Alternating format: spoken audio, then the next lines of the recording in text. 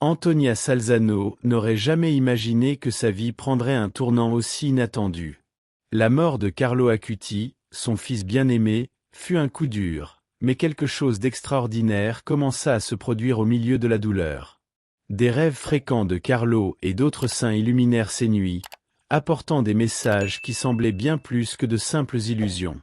Sa foi, déjà solide, trouva un nouveau sens. Le cœur d'une mère, ébranlée par la perte, se retrouva entouré d'une paix inexplicable. Ce n'était pas une consolation vide, mais une sorte d'invitation divine à voir la vie sous un nouvel angle. Ces rêves, dans lesquels Carlo apparaissait aux côtés de saints comme saint François d'Assise et saint Antoine, apportaient des révélations profondes sur le rôle spirituel de Carlo. Antonia ne ressentait pas seulement la présence de son fils, mais comprenait aussi qu'il accomplissait une mission divine. Imaginez l'impact pour quelqu'un en plein deuil. C'était comme si le ciel avait ouvert ses portes pour lui faire savoir que Carlo n'était pas seulement en paix, mais en action. Dès lors, chaque jour devint une opportunité de découvrir davantage sur cette quête de foi. Cependant, même avec ces visions, le défi de continuer était bien réel. Antonia dut puiser des forces pour avancer, et c'est sa connexion à la spiritualité qui lui offrit ce soutien.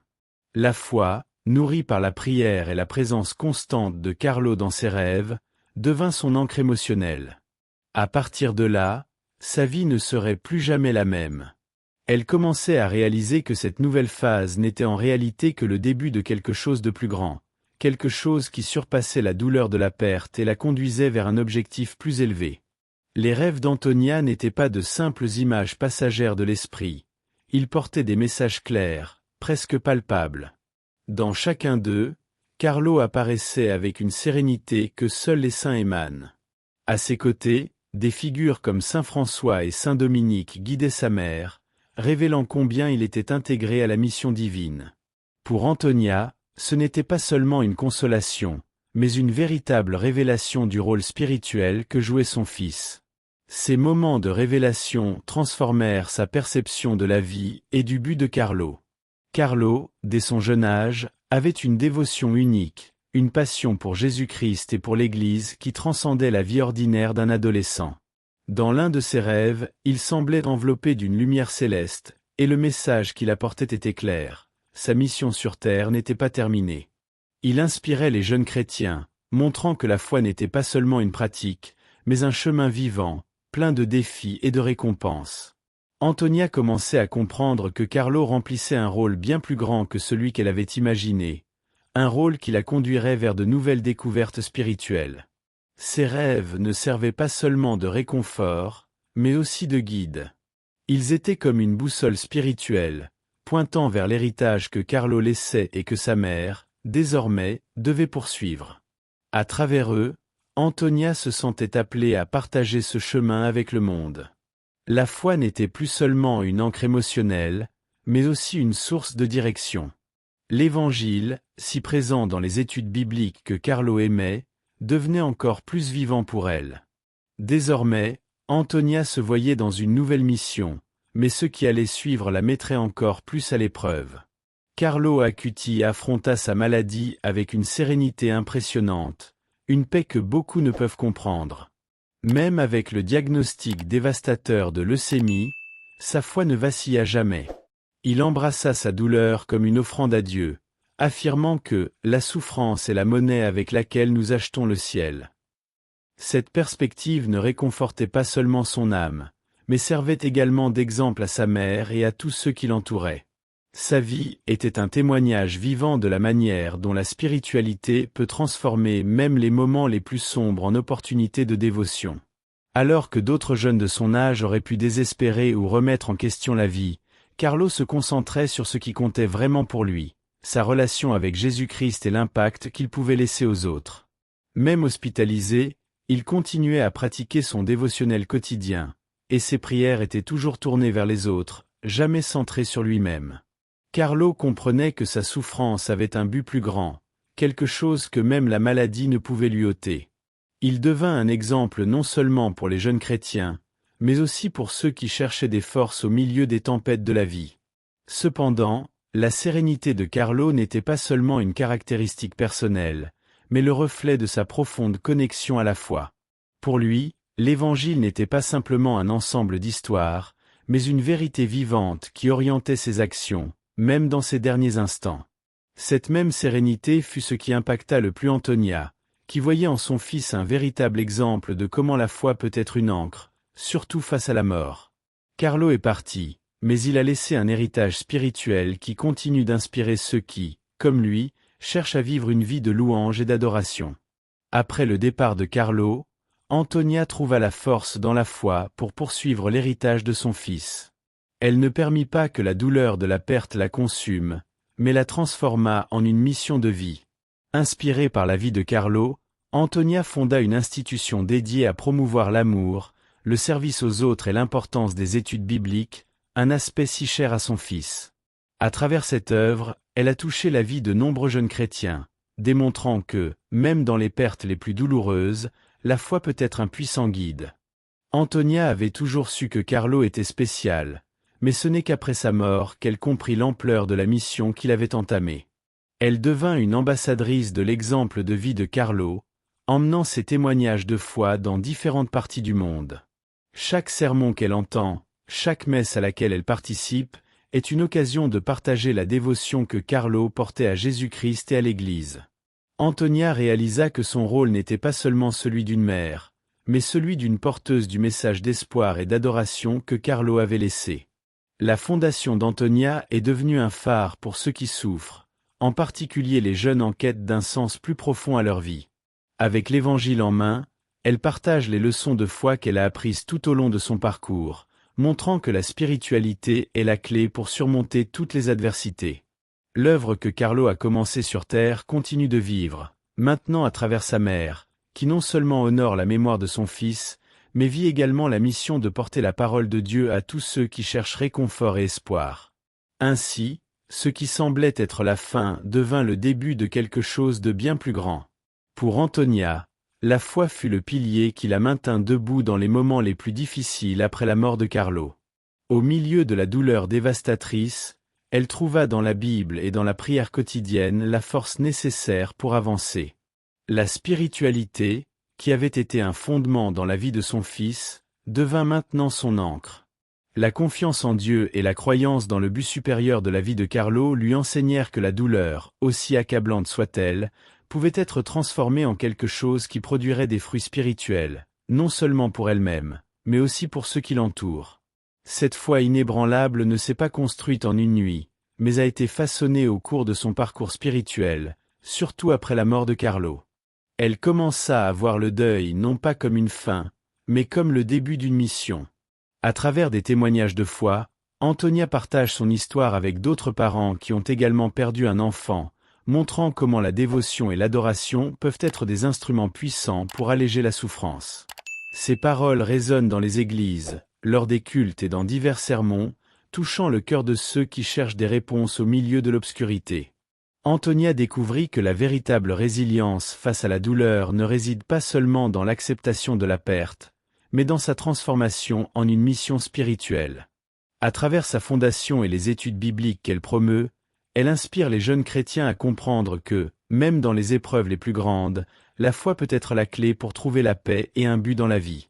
La douleur, qui semblait auparavant insupportable, est désormais vue comme un moyen de croissance spirituelle, et la vie de Carlo continue de briller comme un phare d'espoir pour tous ceux qui traversent des moments de deuil et d'incertitude. La pratique de la méditation et de la prière fut un refuge pour Antonia, lui offrant des moments d'introspection qui allégeaient le poids émotionnel de sa perte.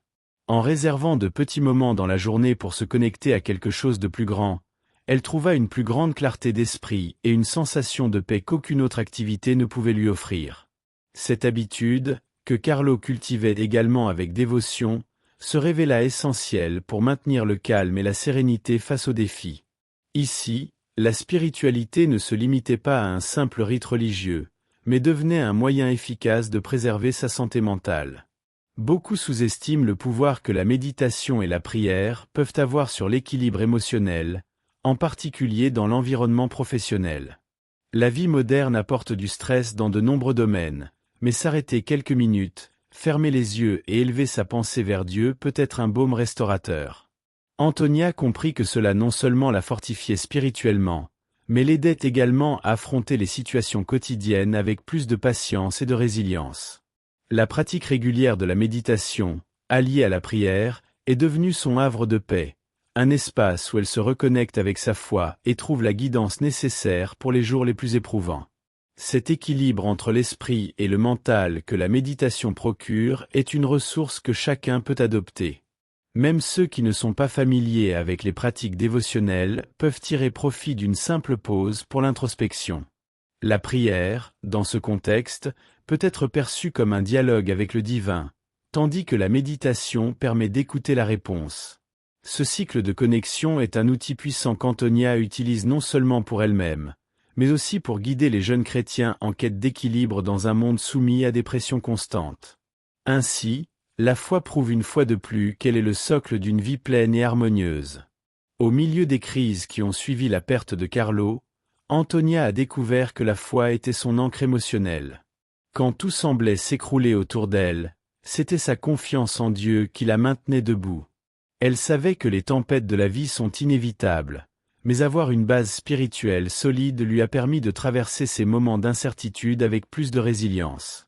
La prière constante, les études bibliques et le soutien de l'Église étaient ses armes pour affronter le chaos, lui enseignant que, même dans les moments les plus difficiles, Jésus-Christ marche à ses côtés, offrant force et réconfort. Tout comme une entreprise peut traverser des périodes de crise, les individus aussi sont confrontés à des turbulences dans leur carrière et leur vie personnelle.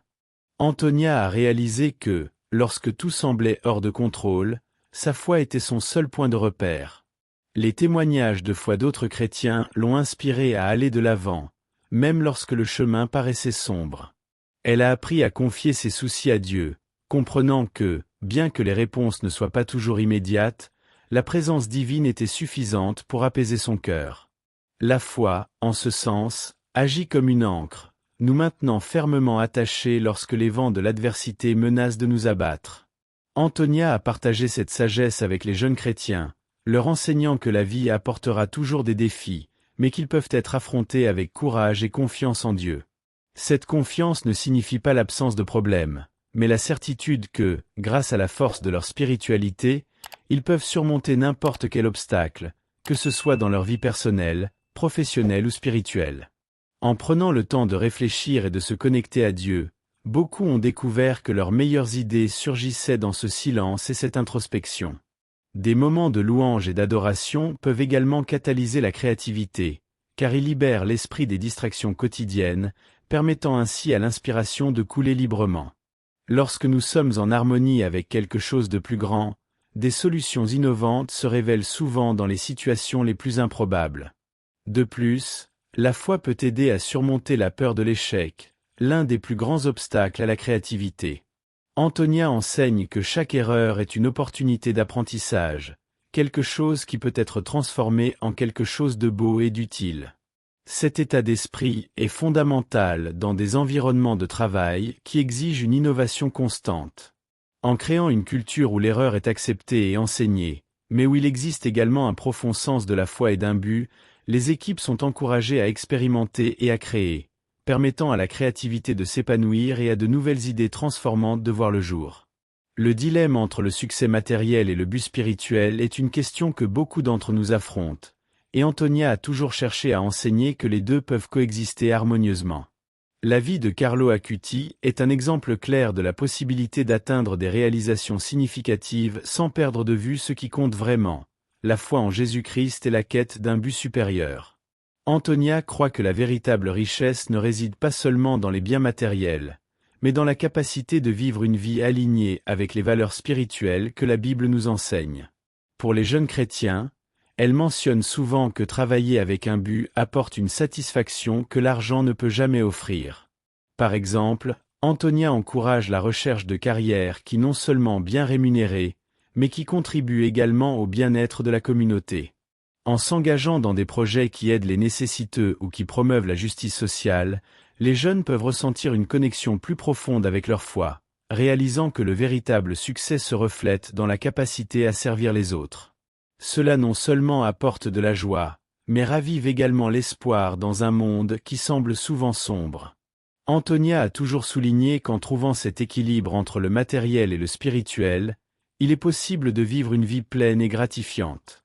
Un véritable chrétien ne doit pas se contenter uniquement des biens matériels, mais chercher, chaque jour, des moyens de faire la différence dans la vie des autres. Ainsi, le voyage se transforme en un culte d'adoration, où chaque succès est célébré non seulement pour sa conséquence financière, mais aussi pour la manière dont il s'aligne avec le dessein divin. Après tout, la foi nous enseigne que le plus grand trésor est celui que nous portons dans notre cœur. La gratitude est l'une des clés les plus puissantes que nous puissions utiliser pour ouvrir les portes de la croissance personnelle. Lorsqu'Antonia Salzano réfléchit à son parcours, elle réalise que, même dans les moments les plus difficiles, la pratique de la gratitude est devenue une source de force. Pour elle, reconnaître les petites bénédictions du quotidien, qu'il s'agisse d'une conversation réconfortante avec un ami ou d'une simple prière apportant la paix, peut transformer les moments les plus éprouvants en opportunités d'apprentissage et de croissance. Cette approche nous enseigne que la gratitude n'est pas seulement une réaction à de bonnes expériences, mais une pratique consciente qui façonne notre manière de voir le monde. Pour intégrer la gratitude dans la routine, Antonia suggère de tenir un journal dévotionnel où l'on note chaque jour 3 choses pour lesquelles on est reconnaissant. Cet exercice simple mais puissant aide à rediriger le focus des difficultés vers les bénédictions, promouvant une mentalité d'abondance. De plus, partager ses témoignages de foi dans des groupes de prière ou lors de cultes peut renforcer les liens communautaires, inspirant d'autres à adopter cette pratique. Lorsque les gens se réunissent pour exprimer leur gratitude, ils ne renforcent pas seulement leurs propres convictions, mais créent également un environnement de soutien et d'amour, reflétant l'essence du christianisme. Antonia rappelle aussi que la gratitude va au-delà d'une simple reconnaissance. C'est un acte d'adoration. En remerciant Dieu pour ses bénédictions, même en temps de lutte, nous affirmons en réalité notre confiance en son plan divin. Cette confiance est un moteur qui propulse la croissance personnelle, car elle nous permet de faire face aux défis avec la certitude que chaque expérience apporte un enseignement. En cultivant cette attitude, nous devenons plus résilients, ouverts à de nouvelles opportunités, et par-dessus tout, connectés à notre spiritualité. Le parcours de foi est souvent renforcé par le soutien d'une communauté engagée, et Antonia Salzano est une fervente défenseur de ce principe. Dans son expérience, l'Église et les groupes de jeunes chrétiens jouent un rôle fondamental en fournissant non seulement un soutien émotionnel, mais aussi un sentiment d'appartenance qui est vital pour la croissance spirituelle. Lorsque nous sommes entourés de personnes partageant des valeurs similaires, nous avons l'occasion d'apprendre des témoignages de foi des autres, nous incitant à rester fermes dans nos propres croyances, surtout en temps de crise. Participer activement à une communauté de foi offre diverses opportunités d'engagement, allant des études bibliques au service de bénévolat. Antonia observe que ces activités non seulement favorisent un environnement d'apprentissage et de croissance spirituelle, mais encouragent également des actions collectives qui reflètent l'amour du Christ. Par exemple, en unissant leurs forces pour aider les nécessiteux, les membres de la communauté ne répondent pas seulement aux besoins des autres, mais expérimentent aussi la joie de servir, qui est une partie essentielle de la vie chrétienne. Cette pratique renforce les liens entre les individus, créant un réseau de soutien inestimable.